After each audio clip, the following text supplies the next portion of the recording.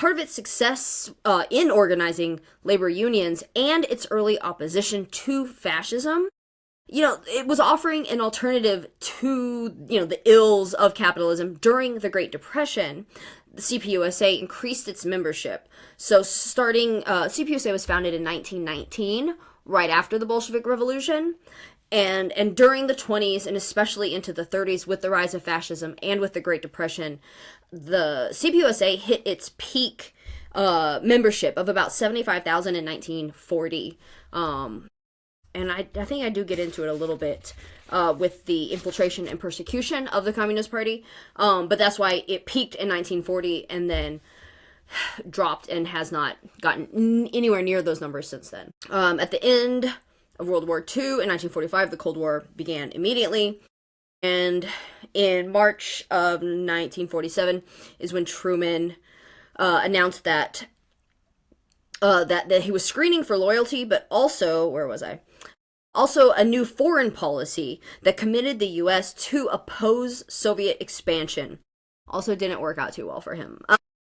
This doctrine came to be known as the Truman Doctrine, and it's guided the U.S., or it's been like an excuse, essentially, for the U.S. to support anti-communist forces in Greece and China and Korea and Vietnam and Chile, and the Truman Doctrine never went away, and we see this, again, in Venezuela right now. That is essentially, we don't like the leadership you put in. It's too left-wing. They are nationalizing things.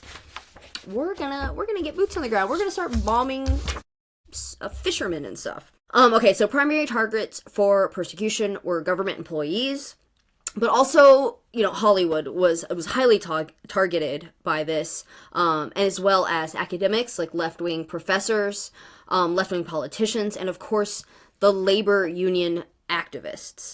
And a lot of times these suspicions were given credence, even when there was, no evidence. It was like Salem witch trials, essentially. Like, hey, he's a communist, and, they would look into you. You could lose your job. So, it didn't even matter even if that person was just, a professor. Not to degrade professors, but, not somebody that, wields political influence. These people were gone after hard, even if their job was, not consequential to the government, And a lot of people lost their jobs, or at least had their careers destroyed, right? Not just lost their jobs, but couldn't get another job in the field because of this crackdown on suspected communists. And some people actually got prison time. A lot of these reprisals were initiated by trial verdicts that were later overturned, again, because it was a lot of nonsense. And some of these laws were later struck down as unconstitutional, but even by then, people's lives have been ruined. So it doesn't really matter if you're falsely imprisoned or lose your job because of nonsense. You still lost your job. You still went to prison, right? And the most notable